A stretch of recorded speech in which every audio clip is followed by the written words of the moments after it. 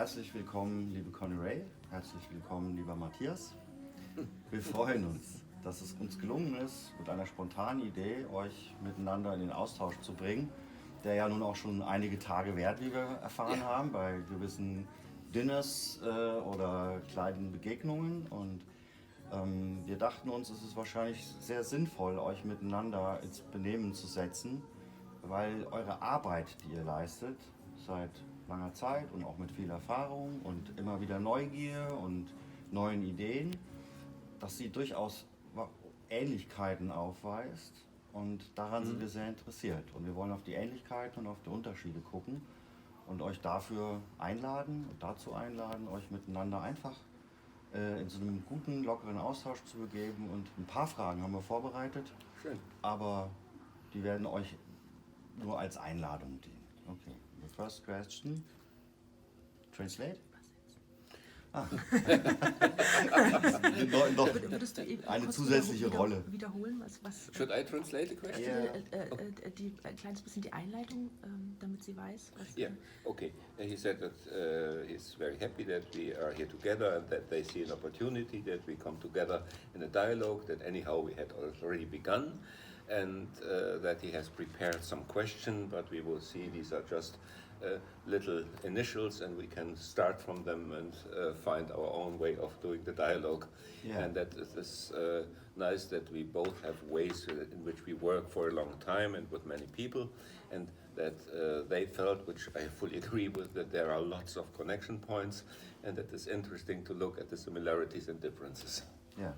Okay. Wonderful, yeah. And one first question could be, please describe quickly the basic principles of your work. Really easy question, I know. Yes, this is a big question. So I will do my best. Okay. The basic principles have to do with, in wholeness work, have to do with fundamentally including everything in our experience. And this is a way to come to a kind of wholeness that is deeper at a more fundamental level than we have been able to do. It's a work that's very gentle, and it's all about letting go of the subtle effort and force. All of us as human beings have learned to condition ourselves or cope and deal with situations and deal with life. And this way of working helps us discover the subtle tensions that we have created in our psyche, perhaps we could say, or in our thought structure, learn to discover them easily, and discover a way that they can easily melt. And in a sense, we can return to the basic wholeness of a pure being that we start off with as babies, but it's not the same, because we have now accumulated a wisdom through the years of our life experience. So we come to this pure whole beingness with the capacities that are no longer split off. Maybe that's enough for a short beginning. Yeah, when I look at what our in this case means Inza and me, work together is, because more or less everything there is something we develop together, so we often don't know which part of a sentence is whose. And we call this, in more general sense, the transverbal work. And transverbal work, the structural constellations are just, you could say, a preferred approach within the transverbal work. And transverbal work for us is an approach to very many different schools of proceeding. So I can look at what you are doing in your work, so to say, to the transverbal spectacles, and I see certain things of similarities and connecting points easier. And with transverbal we mean three aspects. It contains the verbal and the non-verbal language in the sense of gestures, intonations, body postures, and so on and so on. And it goes beyond the usual aspect of non-verbal language by taking the center point in the socially symbolic aspects, not in the expressive aspects. Socially symbolic means giving a sort of little theater in the room in which you have the relationships of second and third elements, but not just expressing who you are in relationship to that. And on the other side, We see all relations that are of importance for a human being also as relationships to aspects of him or herself. So in that sense, you could take also all external parts as internal parts.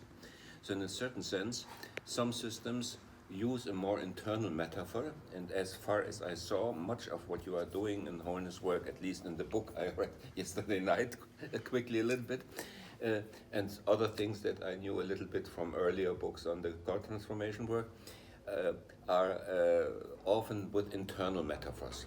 And in general, you can say that many forms of systemic work take the external and look at the internal equivalences. On the other side, what we are doing is bringing the internal to the external, and so generating outer models for inner states. And so we're always interested in both movements. So when we work together with Gunther Schmidt in the hypnosystemic approach, these are, you could say, learning from the two opposite movements.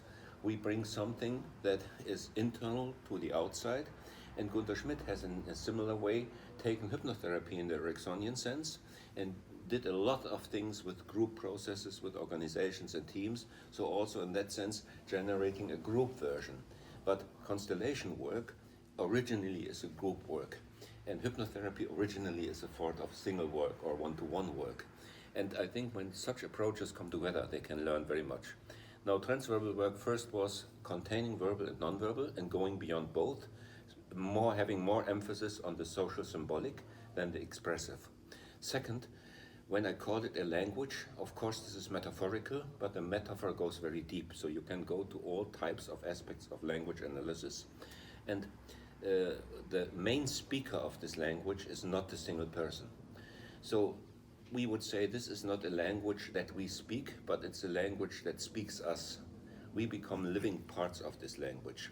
And this understanding of a language of which we are the living parts, and the grammar that then is a sort of methodology for interventions in general. This is the second part of transverbality. And the third is the phenomenon of what we call representative perception. And of course, representative perception is also metaphorical. I don't say there are special nerve cells like for seeing and hearing that react to that. Whether there are or whether there are not, in that any sense is not my question at the beginning. But we look at the spontaneous forming of differences in model systems. You could say this already happens when people play spontaneously or planned forms of theater. It was, of course, present in the work of Jacob Levi-Moreno or Virginia Satir and in many other forms. And we look now at something where the semantical aspects, the contents, are minimalized, and by this, the importance of difference forming in the body experience and in the body sensations becomes more important, and then this is something that is connecting different human beings. So this was the slightly brief version, and if I have to say only one sentence, I would say transverbal work is the work of including what was excluded and separating what was mingled. And so you have a pathogenic separation, and you react with a healing connection, and you have a pathogenic connection, and you react with a healing separation. So this was the briefest version. Yes, yes. Okay, and it appears the roots that you share. Where are the roots? The rules. The roots. The roots. Oh, that you yes, share, yes. maybe. Yes. Perhaps I'm thinking it might be useful to add a little bit, if I could, to the idea of what it is that wholeness work is, because I was so general before. But perhaps perhaps I can, to give a little bit clearer picture. The first stage, or the first phase of wholeness work, has to do with what we could call finding and integrating or dissolving this sense of ego. And this idea of doing this came from exploring in spirituality in that area and reading accounts of spiritual teachers and how they describe coming to these experiences they would call awakening, where they would have access to a kind of well-being that was often quite profound and difficult to put into words, where normal problems didn't seem like problems anymore. And I thought to myself, this sounds interesting. If it's possible to experience this, I would like this. And they were talking about this as a result of dissolving the ego. So what I began to do for the beginning phase of wholeness work is explore how do we find what can be called the ego in a simple way, and then what does it mean to perhaps dissolve this so that we can all have access to, in a reliable way, to this experience that sometimes happens for spiritual masters in a more random way. So the first phase has to do with literally finding in space the I, and then discovering its structure in experience, not in concept. Where's it located? What's its sensation quality? And then learning a particular simple way of dissolving this so that what was a separate sense of self becomes more an integral part of our whole nervous system. And it becomes more something that's just a way of being centered along the center of our nervous system, but inhabiting the whole space of our consciousness, and it's no longer separate and constrained. And the result of that people report tends to be a dissolving of belief systems, limiting beliefs, limiting filters, dissolving of the limiting ways that we've contained ourselves and contained reality. So that's phase one, and it is, as you described, it's more of an inner mapping out, and then it results in a shift in how we can orient in the world, that is similar to what the spiritual masters describe, where what we thought was a problem becomes, oftentimes what we thought was a problem becomes like, oh well, that's just that person's quirk. And we find our way of navigating it more easily without ourselves being emotionally caught up in it. So that's perhaps a little more specific that we can talk about now. Our common roots, and we've explored this a little bit over dinner, as you alluded to. So I know we have a common teacher in Virginia Satir, although you spent more time with Virginia than I. Just 3 years in total 5 weeks. Yes. So this is a common heritage. She was a wonderful teacher, and for me, Milton Erickson, also a significant teacher.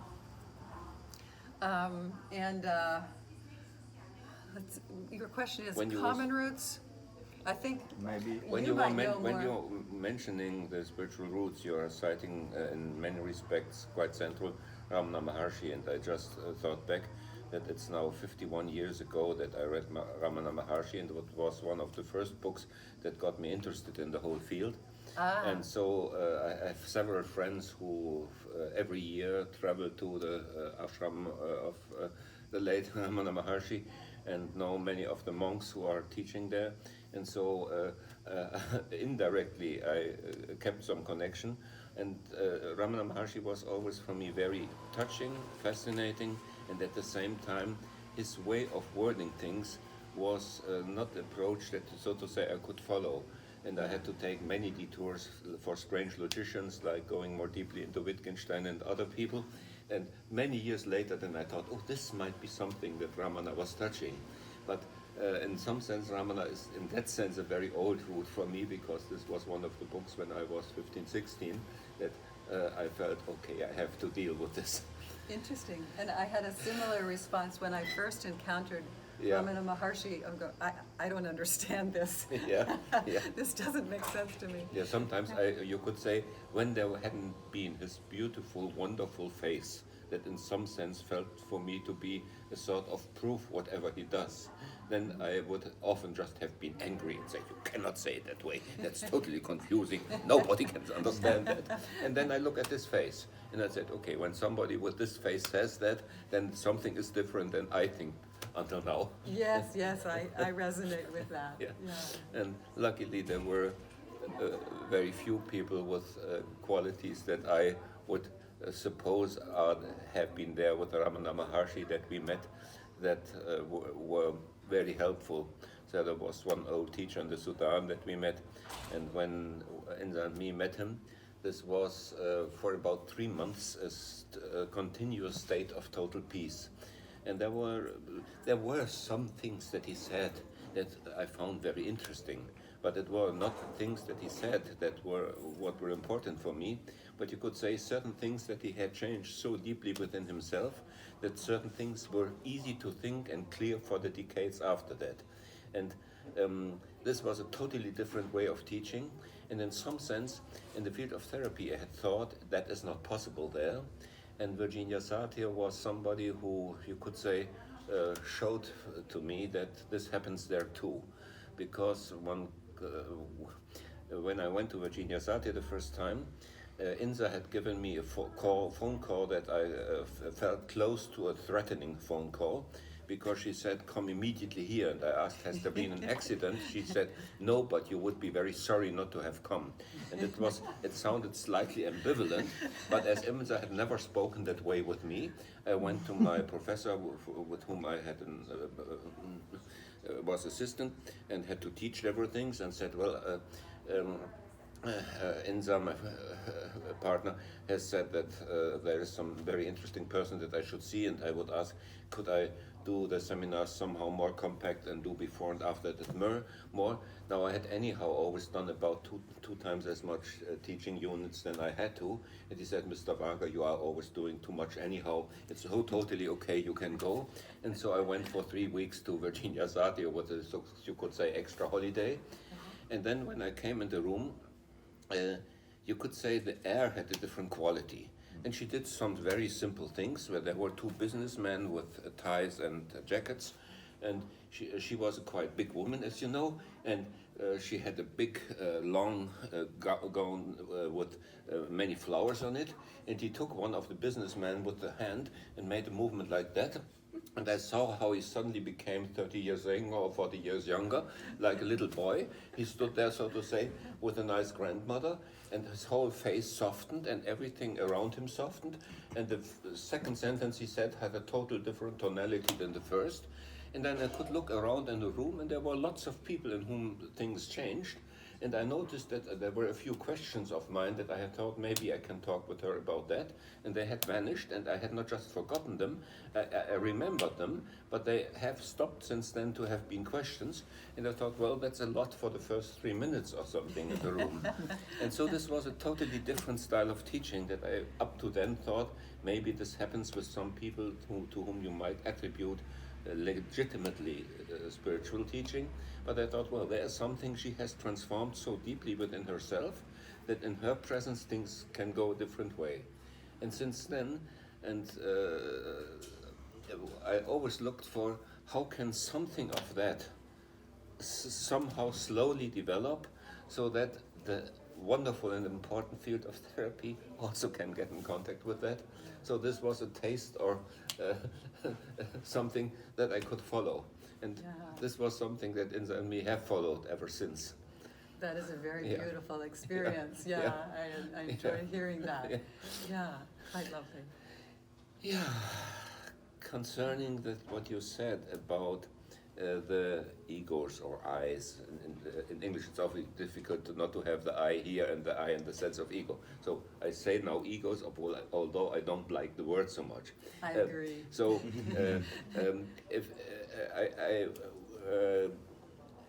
I think there is something similar when we stress the abstract work, so where only the client knows what the work is about, and we only use a logical structure. Because in the abstract work you cannot have a prejudice. Because in order to have a prejudice, you have to know what it is about. It's very difficult to have a prejudice without a content. So prejudice needs content, and so when one finds a syntactical work, you go to a state which in the normal case you might attribute to very developed human beings or something close to holiness, being totally without prejudices. But in the abstract work, a normal person can be in this beautiful state because we don't know what to have a prejudice about. And I think this has a similarity to the idea of dissolving an ego. Because, so to say, in order to have a prejudice, you need somebody who has it. And you, in order to have a prejudice, you need to have something it is about. And your approach is more of, so to say, taking the one who has it away by a certain form of process that is relating to the body, and that is, you could say, triggered by the content, but that doesn't stay with the content. And in our case, we take away this egoistic process by looking how when the contents are taken away, the ego can stay there because there's only pure perspective without content staying. And this, you could say, is the pure or clean or innocent or not dangerous part of the ego. And so we would say what we look at is, in the metaphor, not the dissolving of the ego, but the pure perspectivity of the ego. And that is, of course, close to the idea of witness. And as far as I see, and I think it's difficult to speak about all spiritual traditions, people like Ken Wilber do it, and that's exactly the ground where I'm always a little bit careful with Ken Wilber, because I think no living being ever can have enough overview to speak about so many traditions with validity. But taken away from that, when I look at many of the things he writes, I found very interesting and knowledgeable, but still I'm a little bit cautious. And so when I say in spiritual traditions, I don't mean that I know all of them, but at least there are some that look, you could say, at the destruction or the vanishing or the overcoming of the ego. And there are others that have more a metaphor of cleaning, of purifying. And I think they are both valid. These are just different styles. And I felt that you, so to say, used the style of the dissolving metaphors. And these are, for instance, very frequent there in Buddhist approaches. In Sufism, you have both, because you have the notion of the fana, the annihilation of the different levels of the soul. And on the other way, you have also this many metaphors of somebody having on a long journey and overcoming the obstacles, like the hero's journey metaphor from Campbell and Jung. And in the Sufic metaphors, this would be the salik, the property of being a traveler, and the different qualities of the traveler. And we try to have a sort of grammar in which the different styles of approach to something not fully describable, but recognizable in different garments, in which these different ways have a common place. And this is what we call grammar. So it's a very strange aspect of grammar, but grammar means the widest open space for structures in which everything can take place that in the human consciousness can become important. So, and that is the reason why we have such a strong interest in grammar. Yes, and if I could pick up on that last thing you said about the widest possible space so that everything can be included. I think that's a fundamental way that our work is the same. Is that what we're going for with wholeness work is also, it's in a different route, but the feeling of it is also like accessing the whole space of our being and our consciousness and what we're able to, and just being able to include everything and having a space of possibility for everything in a way that ends up being healthy. So. When you speak about the egos, you work with this, as far as I see, please correct me because I have only this first impression. When you speak about the work with the different egos, you usually very early go to a sort of bodily location, and then you look for aspects like the size and the other qualities of it. In our way of speaking, and then me probably would describe this as forming of an internal representative. And we would then say, wherever the representative is, the common aspect would be that there is a representative formed. And you make this representative, you could say, more precise by the way how you are asking and by the task you give and the formats that you use. So clients get more aware for certain topics how they would describe the place, the location, and the qualities, physical qualities of what they notice as where this wish or where this topic or where this fear or where this whatever comes from. And we would now, you could say, not share immediately the idea of internal representation, because we say a representation wherever it is. And now, as often problem awareness or problem states are connected with internality, we have a certain preference for trying externalization. And when we look at people speaking about problems, they often make movements that for us look as if they are already trying to externalize. So just speaking with another human being is already externalization. And when you say, well, you know, I have, and if I now just look at my hands, I said I have, so probably this hand already is a symbol for myself in this problem state. And when I said have, and I just let my hands move how they look, and I just look at them as if I were the hands of the client, then I noticed I said I have, and my left hand, maybe closer to my heart, more easily often becomes the focus of this topic. And in the other hand, I take, so to say, the topic. And now if I would be the coach on the other side, I might speak about, when I say you to this person here, I probably would react on that side, whilst when I'm speaking about the topic, I would react on this side.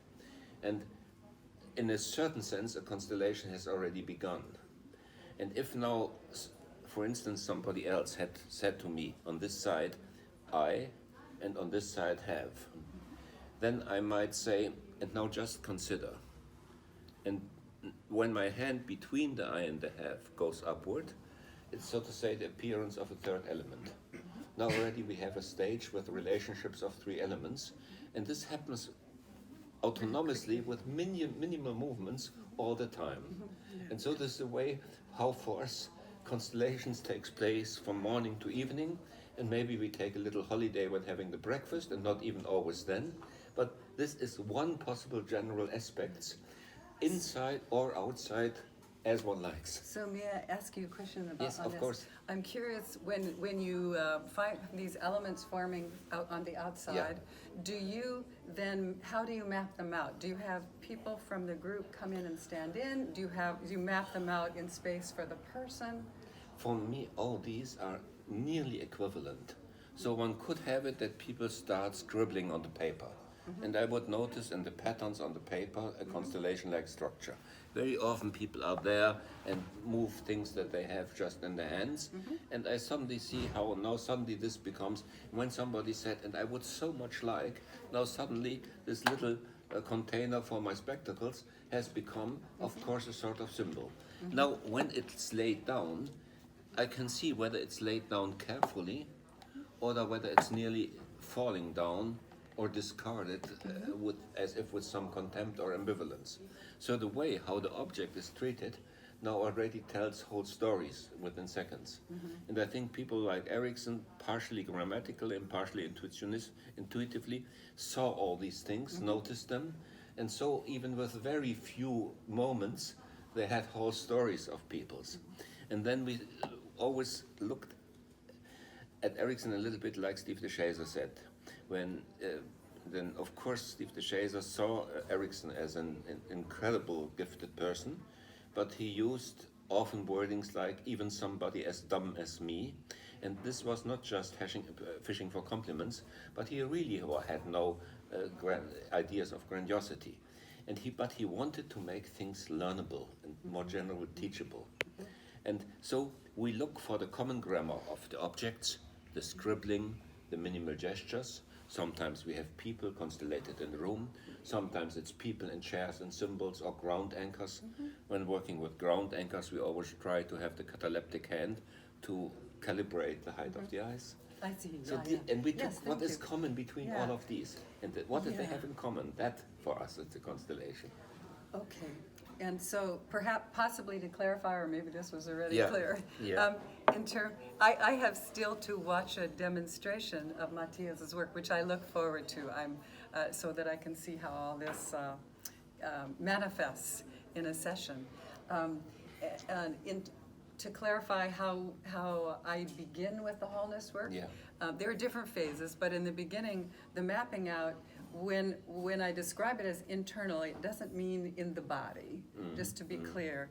It includes the full space of consciousness. Okay. So oftentimes what's mapped out, in fact, more often it's outside the body Okay. location, Yeah. especially when people are beginning the work. It can be even on another continent. Okay. I was working with someone once where we go, okay, we're finding the location of the eye, Yeah. and which is this, by the way, can be more meaningful if you look at a quick guided exploration of this, which we have on Yeah. our website, but Yeah. to guide people through finding the eye. But for his, I'd say, where is it? And he goes, it's far away. Well, how far? Like 3 feet, a mile. I'm thinking, man, that's really far. And he goes, it's on another continent. Yeah, yeah. And once I had someone find it in another galaxy. But this man was a little spaced out, and it sort of fit in his eye. Everyone in the room could see he started quite spaced out. So for him reclaiming this eye that was in another galaxy, hopefully, I didn't follow up with him to know, but hopefully that was of use to Yeah. him. Definitely, I know with the man with the other continent, for him, Yeah. it became a reclaiming of that. So, Yeah. so there's a mapping out of this space. What I tend to do it inwardly because it's very easy to make it be an 100% match the person's experience that Yeah. way. It's Yeah. very hard for someone to stand in for the eye on another continent, you know. Yeah. Whereas I can easily envision that. Yeah. So that's how it is. I end up having a Yeah. preference for starting that way. But I think some people prefer one way and feel more at ease Yeah. with one, and some more at ease with another. I think there are 2 or 3 interesting formal differences between these 2 ways of proceeding. What you describe is much closer, I think, to the social panorama of Lucas Derks in the methodology of taking the relations from the inside, and this sometimes has gives some possibilities that, for instance, a person can become bigger and have inside another person, or a person can become transparent and something can cross the body. And of course, you cannot do that easily with the real people on the outside. There are 2 aspects that make you can do with a constellation with real people and real objects that are much more difficult inside. One is rotation. There's a strong restriction of the ability of mental rotation. There's much research on that. So the ability mentally to rotate a picture. So for instance, to take this table and to really understand how it looks from there and there and there. There people are differently gifted, and there's also some restricted learnability, it seems, of mental rotation. But it's easier to just walk around And and, so take a when look. we can walk around or turn the table around, that is easier. And that Yeah, is sometimes to have, you could say, an equivalence of different perspectives. For that, the externalization is very helpful. Secondly, the question of somebody in another continent. Well, I think the Australian desert is inhabited by some people that I felt quite hurt from, or where I am quite angry at. And then I feel so in the desert in Australia, that is far enough. They don't have to be another galaxy, but they live then in my inner space for longer times in the desert. So I know of a few people who are now in the Australian desert in my inner picture. This is nice for Hungarian anger. But when I am doing things in a space here, every space is big enough. So we had a case where there came about 15 unexpected guests in Inza's little clinic practice. And so the room was totally overcrowded, and we did a constellation. And in this constellation, somebody was standing with the nose about that close to the wall. And then came the message, and then he went to a faraway country. And Inza said to that person, please go as far forward as you can. Now he was that close to the wall. He went a little bit further like this. And then he said, I don't understand it, but suddenly I have a very big space before me. And I thought, well, wonderful, because I thought, how can he now symbolize in the spatial arrangement going to another continent if you can just move 1 centimeter.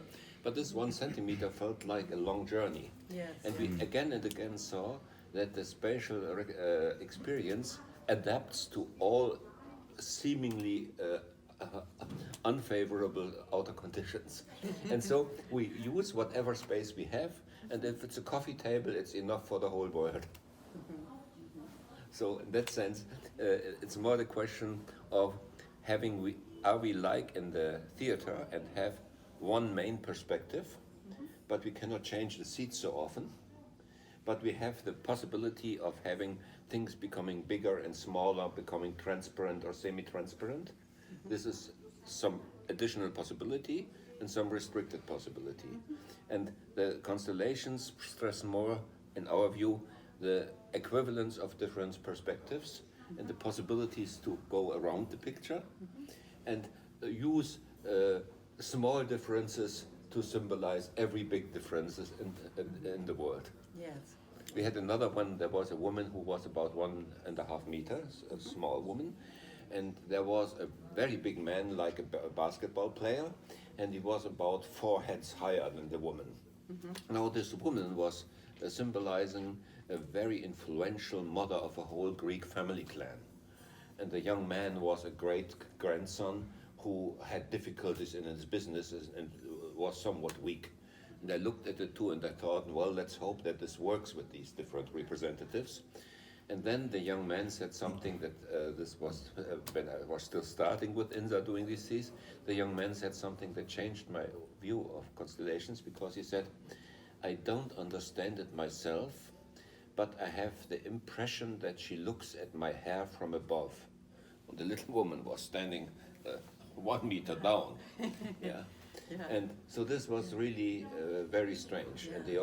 And the woman also said something in this sense. So they had totally changed the experience of their body height to the opposite.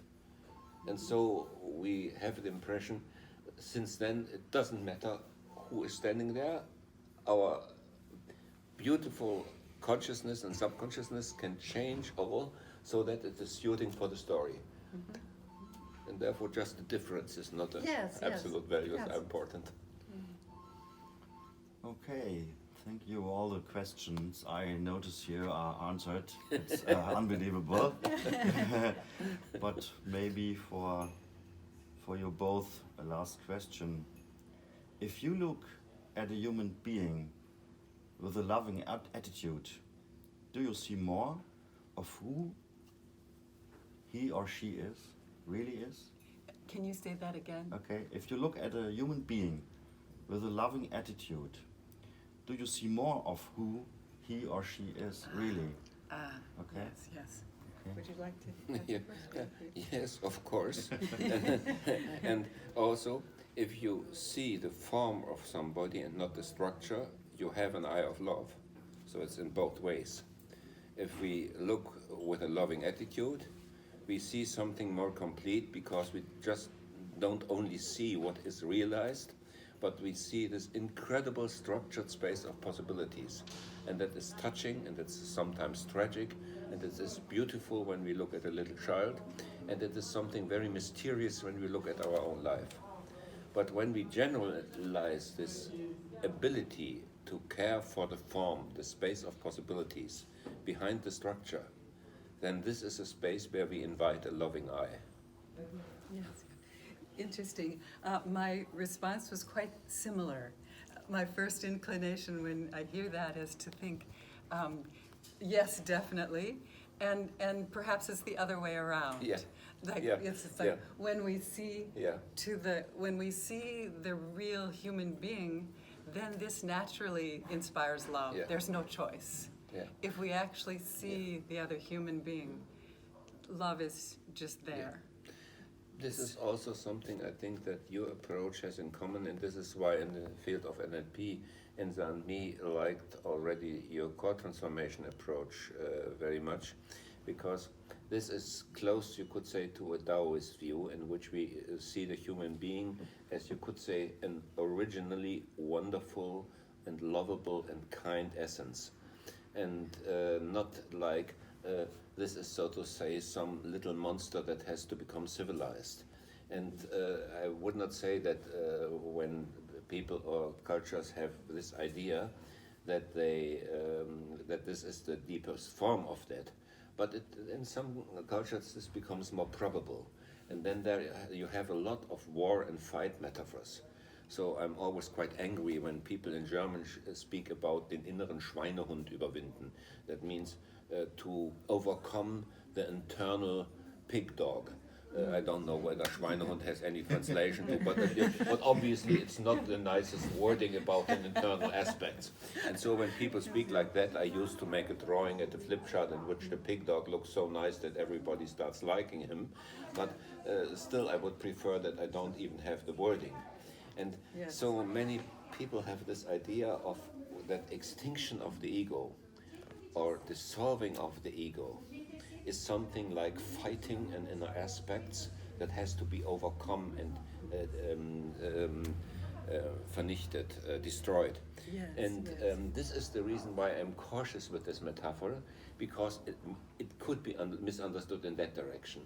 And if it's more like getting freedom from addictions or getting freedom from certain forms of fixations or Zwänge, English,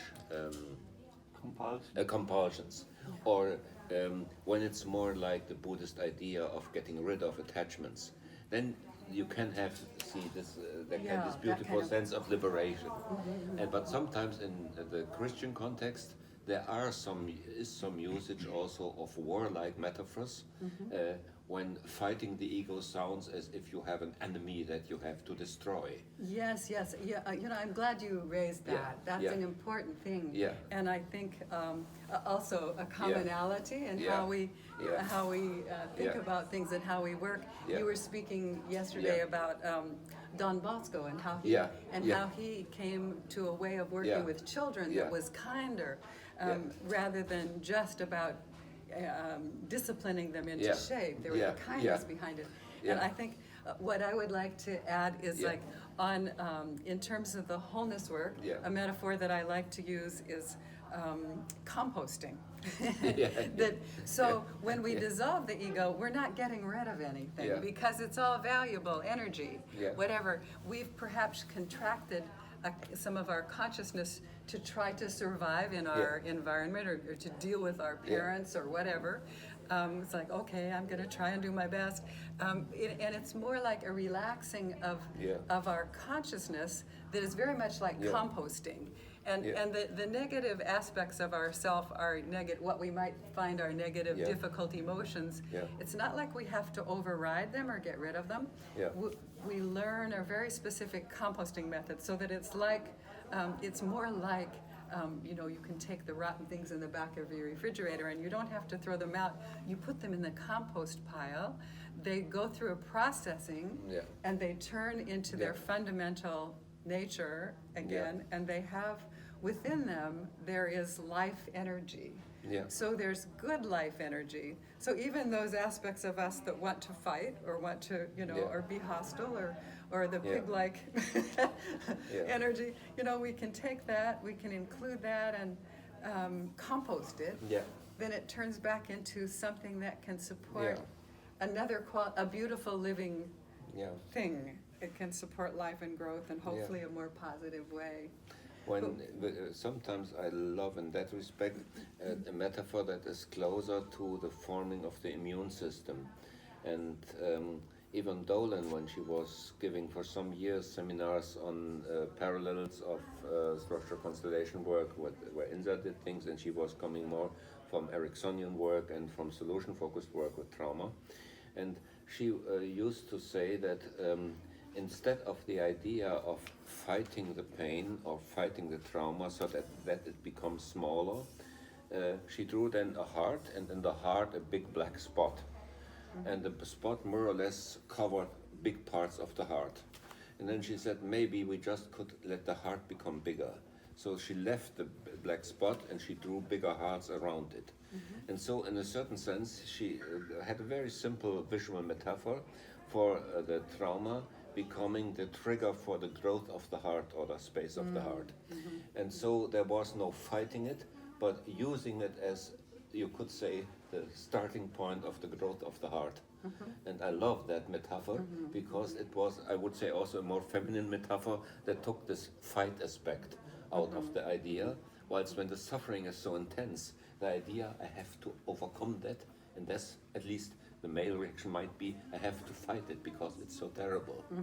And I, for instance, now with certain of the political developments that we both are not so glad about, I also think, I hope we can find ways in which our heart gets bigger, so that we somehow transform it as a possibility of growth and not just as a terrible opponent, because then you have this Manichae pictures of two armies of light and shadow fighting each other, like in Tolkien and many other writings. But I think Ivan Dolin's idea, let the heart get bigger, I think this is a beautiful metaphor. I think this is another way in which we are very aligned in a basic level in how we work. That I think both of us consider our work to go beyond just the personal transformation, but in it is the possibility of more loving connection as communities, and that hopefully there's possibility we as human beings can have a kinder way of living together. And on the other side, also inside and outside, I love the answer that Seung-san, the former Korean Zen patriarch, used to answer when somebody was asking him what he should do or she should do. He usually gave an answer that was not the smallest one. He said, rette die ganze Menschheit. Save the whole mankind. And this doesn't sound like the smallest task. And then usually the other one looked a little bit like that. And then he said, do your next step.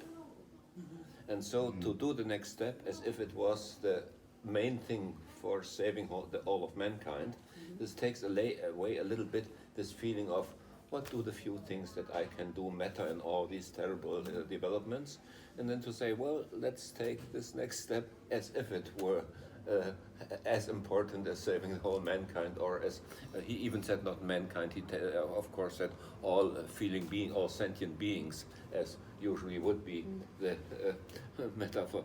And I feel that when we notice that something in the inside work contains the essential structures for something bigger, how could something on a bigger realm ever happen if it's not in enough places that it takes place inside?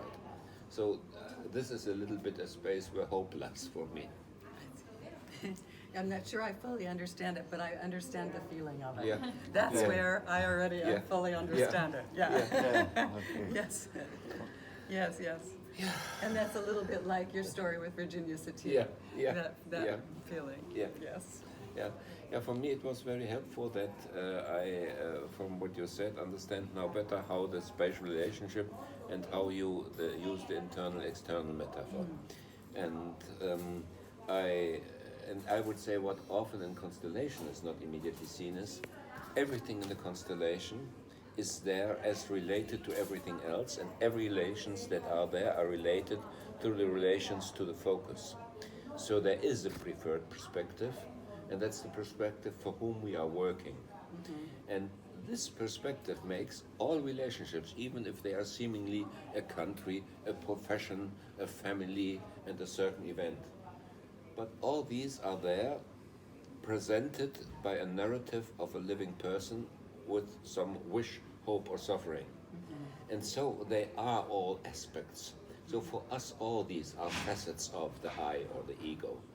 But what they have in common is this pure perspectivity.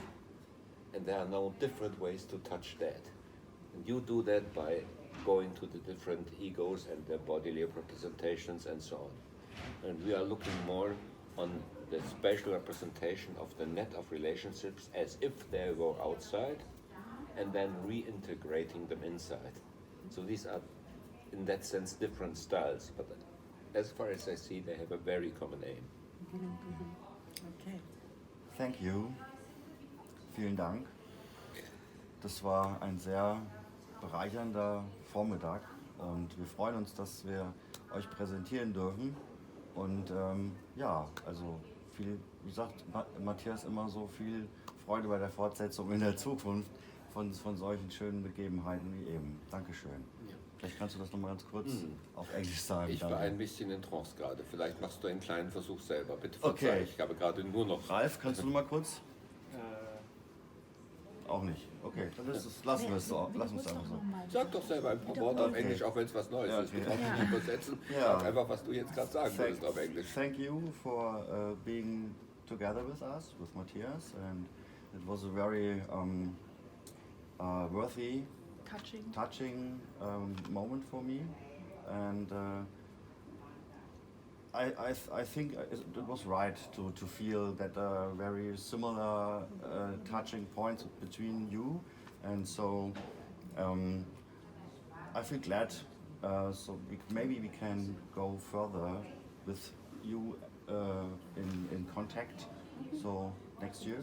Yes, And we yes. can I talk. look forward to learning a little bit more about Yeah, their way of yeah, working yeah. and and keeping the conversation going. Okay. Yeah, Yes, I yes. look really very much forward, and if we get the possibility to continue in the future time, so if there are some other points of time given where we can see, I will be looking very glad forward to that.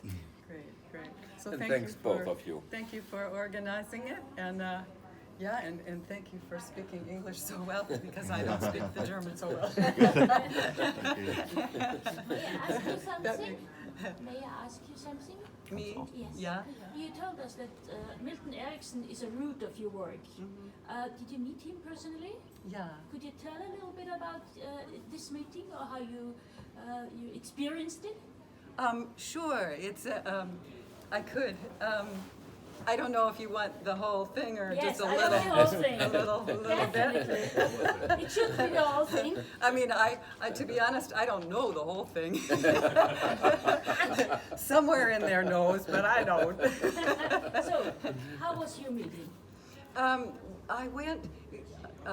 My husband and I went 1 week. We spent 1 week with him a couple years before he died, and he was doing teaching seminars with therapists primarily, and he'd sit with a small group of 10, 15 people and just mostly tell us stories about his client work.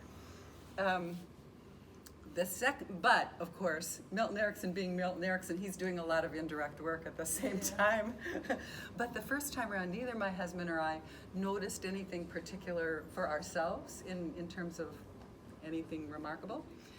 The second time I went, a friend of mine who's a therapist, had organized a group of people she knew to go down. And she asked me if I would join in. I immediately jumped at the chance. And I was going through a personally difficult time right then. And it had to do with deciding if I was going to basically get married to my husband or split. That's an important question. Get married to my current, who became the man who became my husband, or split. Would we go our separate ways? We had a partnership, we had a loving connection, but I was quite ambivalent about the relationship.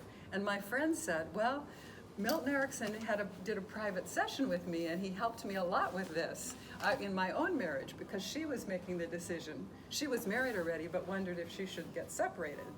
And in her case, he helped her get clarity, and she decided to separate. They had no children. It was a fairly simple, and it seemed like the two of them became much happier, actually, after both of them were happier after they went their separate ways. So I went, and the second time we spent another week with him, and a week meaning mornings. It was either morning. It's a half a day each day.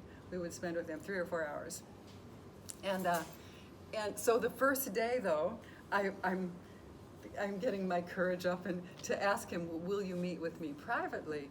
And he says to me, yes, with a friendly look, and then he immediately turns away, and I'm going, well, how do I do it? How do I set the appointment?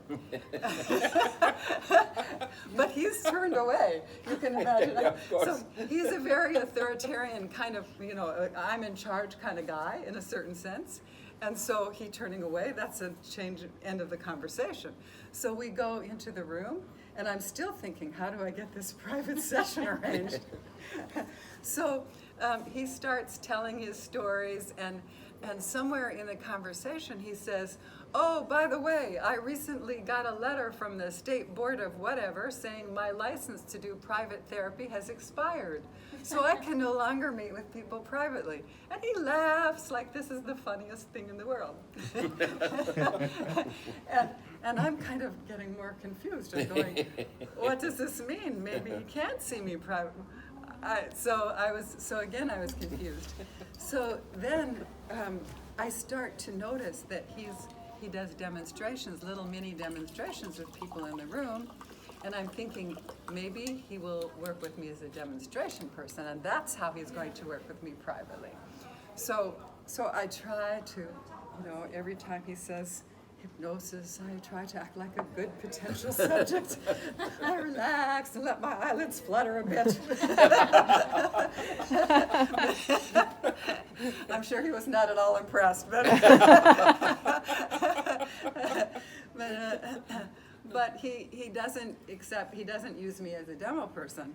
So I'm feeling a bit like, okay, what do I do? And I start to notice that he uses the person. He often uses the person on his left to demonstrate with. Yeah. One day I noticed this. So the next day after this, I go in and I take that chair. The green one. Was it the green one? What? The green chair? I think it was. It was always the green chair. Okay. And so, were you also seeing? Did you go visit? I just visited the office and know the stories about the chairs. Okay. Some things my memory is less clear on. So I sit in the chair, but this day he does not pick the person in the chair to work with. So I again go back to my hotel, and I'm frustrated, I'm disappointed. Okay, of course. Again he doesn't pick me. So then one day, so I don't the next day pick that chair. I just sit anywhere. But that day he picks me. And I'm thinking, oh great, here it is, finally. So he does some little demonstration with me, but it's totally unremarkable. I don't notice anything shifting at all. And so again, I'm disappointed, and I'm thinking, okay, even he used me as a demonstration subject, and this doesn't help me at all. So finally, I gave up, and this was the night before the last day. The last day, I go in and I'm thinking, okay, perhaps he never uses me as a demonstration person. Perhaps I get nothing personally. Perhaps there's no individual session. I have to let go of this, but at least this last day, I'm just going to be present and notice what he does with everybody else. So I didn't try to go into a trance the last day. I didn't try to do anything. I just tried to notice. And having studied NLP, I had some consciousness at least I thought I did, of what he was doing. I noticed when he would mark things out for people. And I know a few people in the room, so I could make sense out of it even. That really fits. Oh, how clever, This is good. I'm tracking this as best I can. And then about an hour and a half into the session, all of a sudden, I'm just sitting there, watching and listening, and all of a sudden, in the space of a few seconds, I felt a complete change happen, which I could not explain, and I still can't really explain, where I felt like a completely different person. And I was not familiar with this that I was feeling, so I couldn't have put it into words, but somehow I knew that everything was somehow solved, if that was even the right word for it. Somehow I knew I didn't need an answer to the question. I didn't know what I was going to do, but I didn't have the feeling I needed an answer.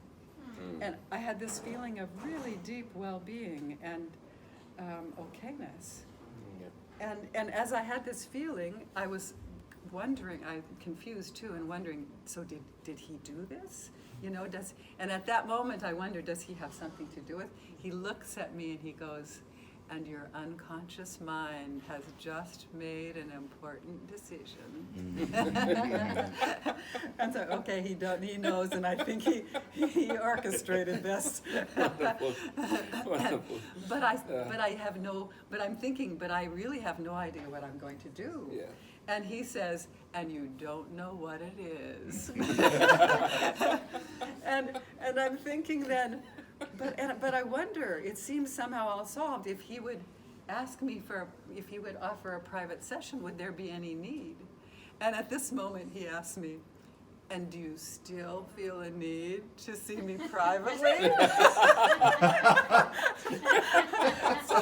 so at this point I'm going, whoa. He seems to not, he knows something. He seems to be tracking moment by moment my inner experience and thought process. Yeah. So I was at this point we all just kind of laughed. I laughed, he laughed, and, I'm going, well, maybe I should try to come up with something if he's going to offer. But we all just laughed, and it was after that I did feel like over the next few weeks something was percolating inside that I didn't understand, but it felt like this percolation, and I just had the knowing that when the time came I would know what to do. And that is how it worked out. I got to a kind of clarity where I knew some things that needed to be in place for me to go forward with this relationship. So if they were mutually what we both wanted, then it could work.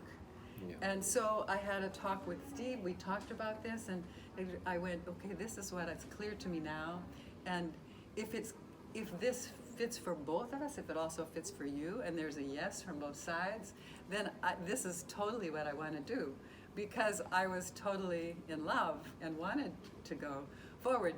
But in that state, I had no emotional attachment, and this is something I'd never felt before in my life. Yeah. That I could be clear on what I wanted, but leave the other person in complete freedom and not feel like these emotional hooks.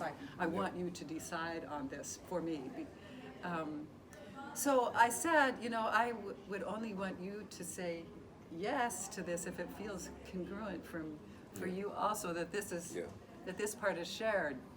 And so that was a remarkable thing for me. And then the problem with it, though, is that started unraveling. That sense of complete well-being, which was very strong, and the sense that nothing needs to be solved, and leaving the other person in their freedom, that started unraveling, and I started feeling more what I would call my normal neurotic, or just I could get more easily emotionally plugged into things. Yeah. So it left me feeling like, okay, I've got to get that back. Yeah. And so I set up another time to go see Milton Erickson. It was on the books, and a couple months before I was to go again, Jeff Zeig called, who was organizing things for Milton Erickson, and I knew right away from the tone of his voice what had happened. Milton Erickson had died. Mm-hmm. And so that second meeting, or third meeting, so again you didn't never get the happened. Session. So what? So again you didn't get the session, but So you were trained for it. Exactly, you're right. Yeah. So I got what turned out better, which was I had to find my own way back. Yeah. So, and that's what guided my work. Like that moment with Virginia guided your work, I think. Exactly, and this is also, there are some of these moments in life that keep vivid over the decades, and this is some moment like that for me. And obviously it was some moment like that for you, otherwise you would not have called that way. Yeah. And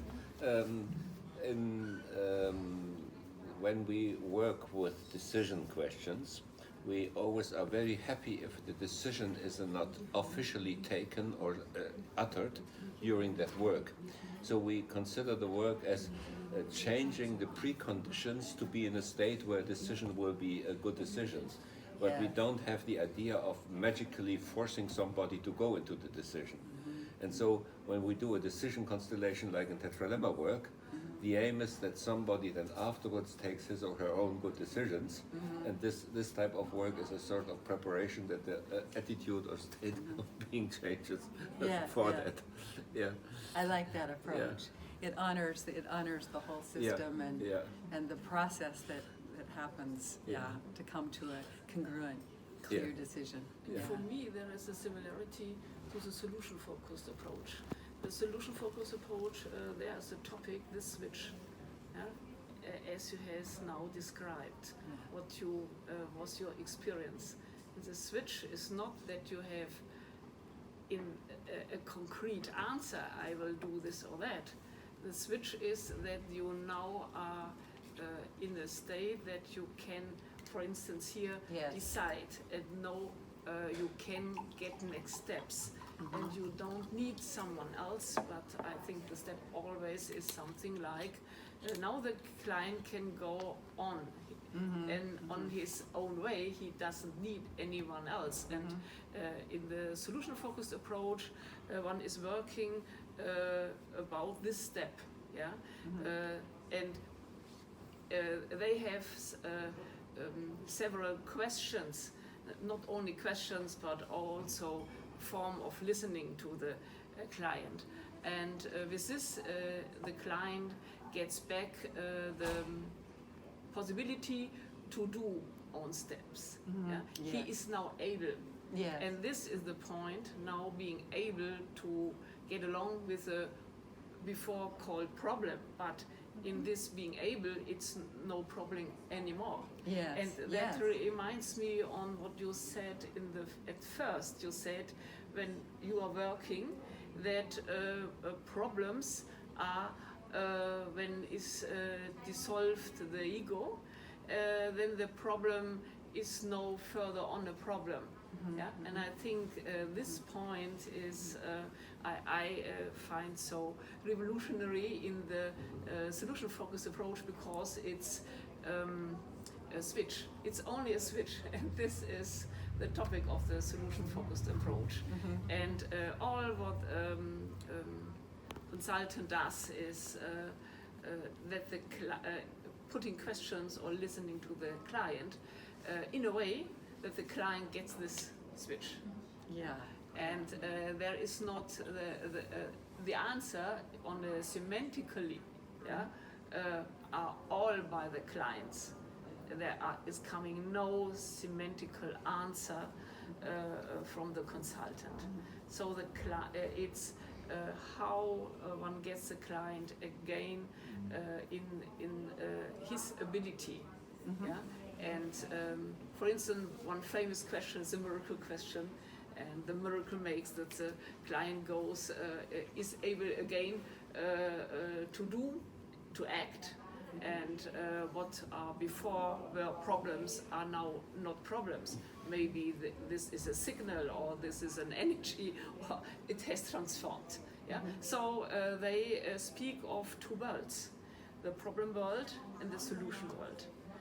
And what the topic is how to get from the problem into the solution world. And this may be a switch, only a switch. This may be not a long way, but by miracle is a switch. Sometimes the client may have ideas, and the ideas to follow the ideas. This may be a long way, But what's solution? This is the switch. As you said, that you, in some way, you were in another state. That's the solution state, yes, Steve would say. And in this state, maybe at once you don't know the answer, but you know the problem is gone, and so that doesn't matter. By time you will have the answer, in some way you will be able to decide. Maybe you don't know what are the next steps, but that is not the problem, because you are in a state of being able to go, something like that. May I ask a second question? Okay.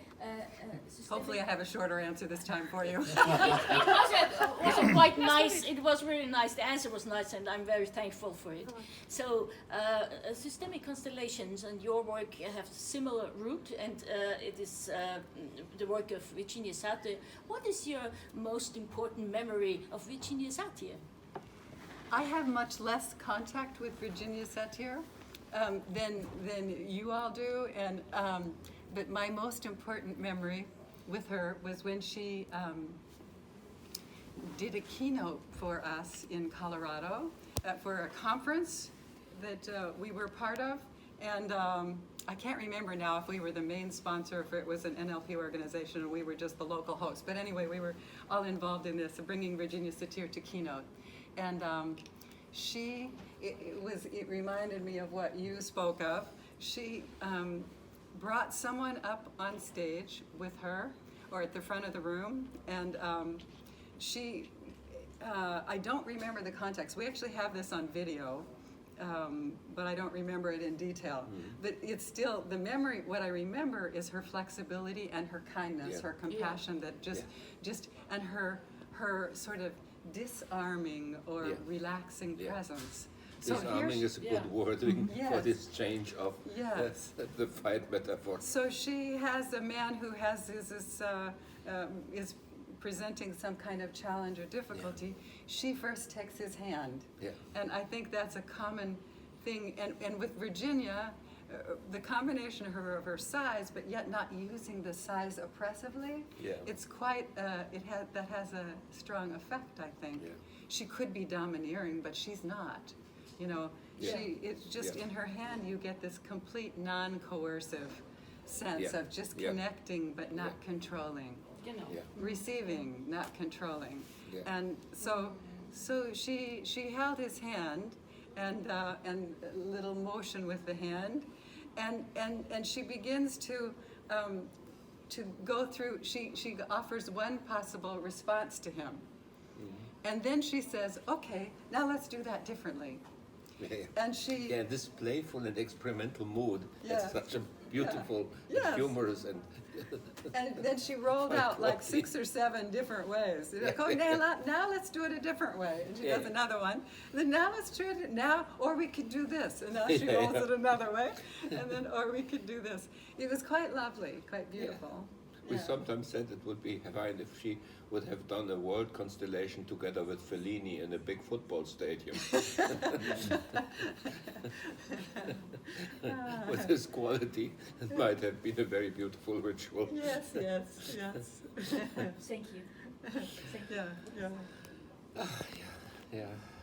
What you said about the solution, you could say some pure logical formal basis of that for us would be the asymmetry. So that problem and solution are totally different categories, and we lose something essential the moment we start seeing them as symmetrical. And one of the simplest wordings for that often was cited by Steve DeShazer as a background to the solution-focused approach, not coming from there but seeing it as a parallel, are 2 sentences of Wittgenstein. One is in the Tractatus in the early work, and one is, die Tatsachen gehören alle zur Aufgabe, nicht zur Lösung. The facts all belong to the task, not the solution. Task and problem is more or less the same. So, in a certain sense, you can explore the task as much as you want, but you are still, you could say, describing the construction and structure of the problem, and they don't belong to the solution means they can, but they do not have to. It's not a necessary connection. And then about the solution, there is a sentence, die Lösung des Problems des Lebens merkt man am Verschwinden dieses Problems. The solution of the problem of life is noticed by its vanishing. And therefore the question, how do you notice that it has gone? This is, you could say, an immediate translation to the miracle question.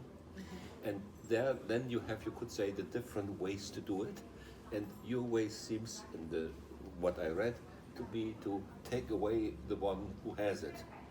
And we... Actually, I would see that differently. It's very important not to think of it as taking away, but to integrate, to compost the one who has it. So it goes from this, it's like you take something from an ice cube and it melts into Yeah. water, and now you have Yeah. a more fluid Yeah. sense of energy. Yeah. So take away the separation, not take away what it is. Yeah, yeah. It's the life force within it becomes Yeah. going throughout. Yeah.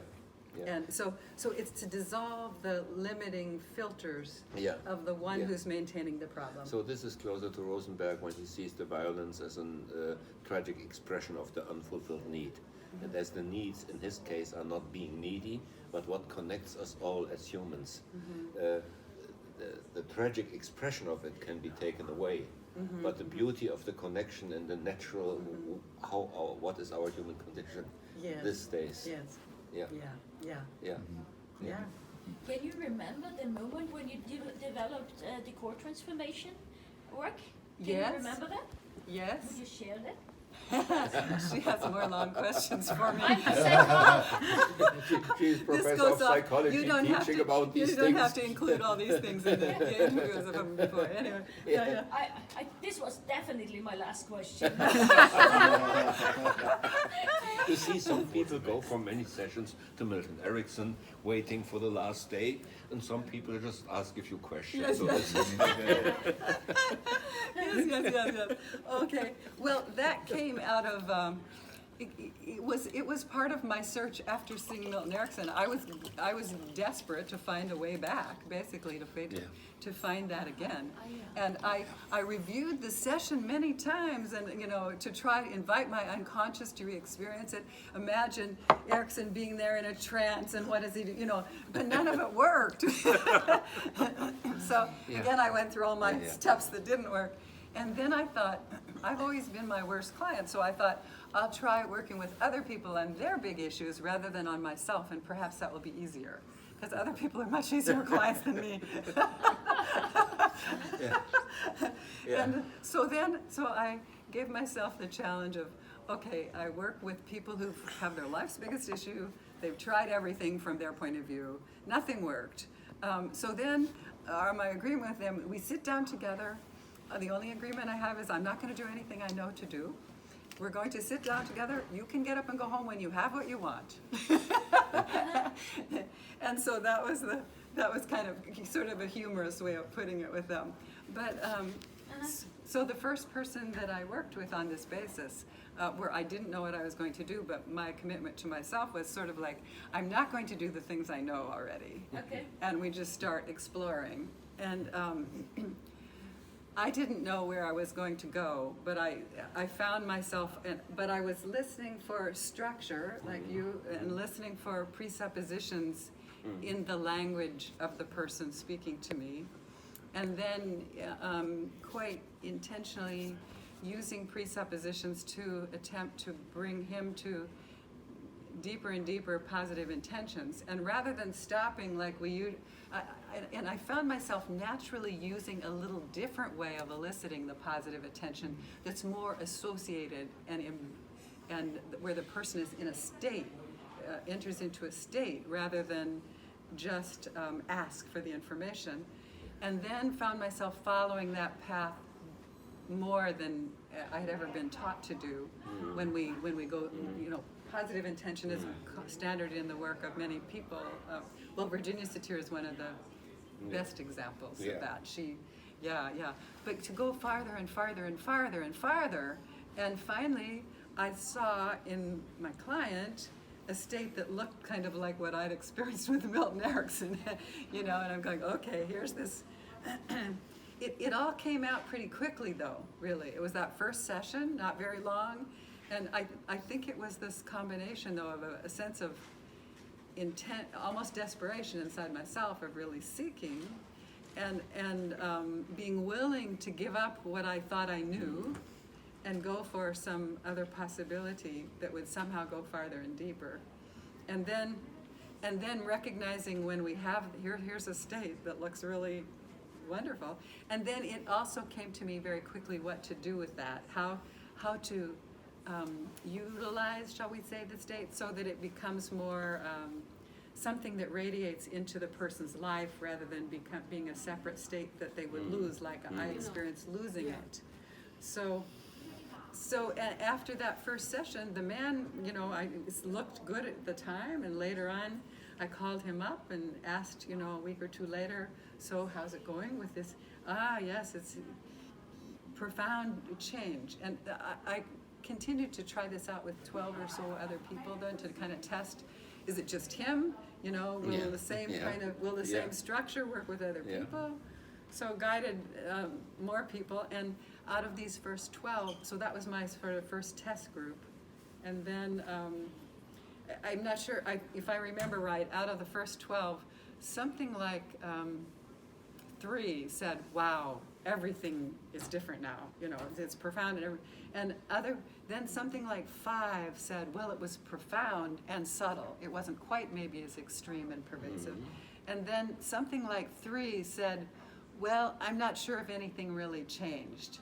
So, but I thought that was pretty good percentages with 12 people on their life biggest issue on one session where they tried everything before or lots of things and nothing had worked. And so that was, and then that was when I was thinking of it as a one-session intervention. Yeah.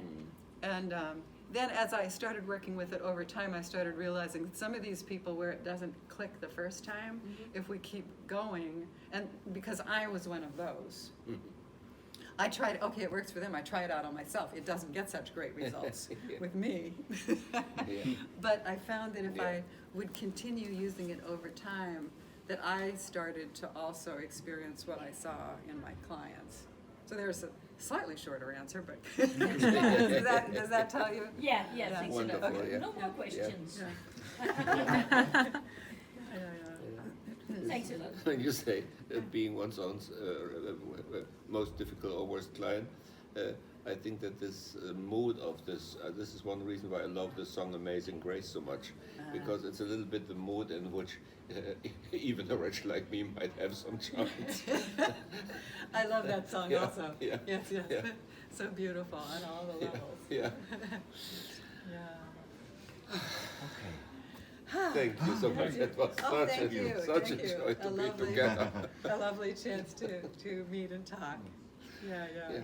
And thank you all for joining in. Yes. Das war eine schöne Idee von euch. Vielen Dank. Danke euch.